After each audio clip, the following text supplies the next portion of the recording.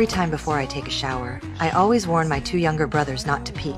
But every single time, the moment I close that door, they just can't help but sneak over. But this time, when they tried to peek, they noticed something was off. A massive wave of freezing mist poured out of the bathroom. They instantly knew something dangerous was happening inside. They rushed to the door and tried to push it open together. But when they finally got in, what they saw left them completely frozen in shock.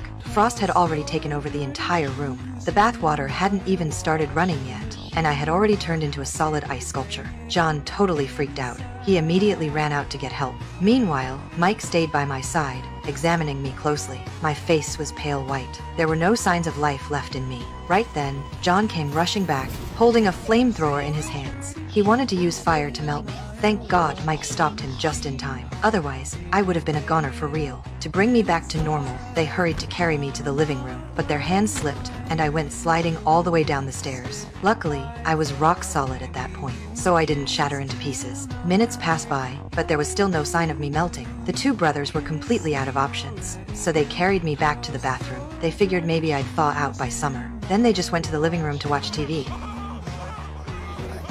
But suddenly, the whole house started shaking violently. The next second, meteors came crashing down like rain. The two of them were terrified. Luckily, they managed to hide inside the fireplace before things got worse. That's the only reason they survived.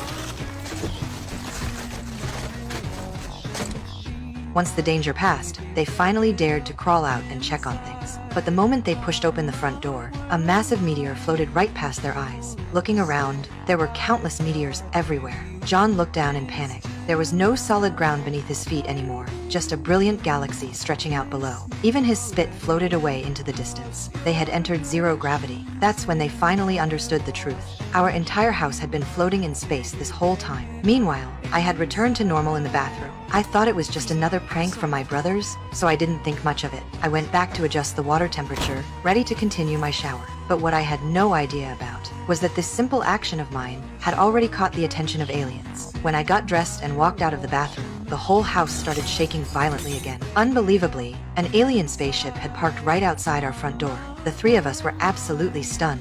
We immediately ran and hid in the basement together. John grabbed the satellite phone with trembling hands and sent out a distress signal to Earth. But before we got any response, a dark shadow suddenly flashed past the doorway. In that moment, all three of us were completely paralyzed with fear. We all held our breath, too scared to even make a sound.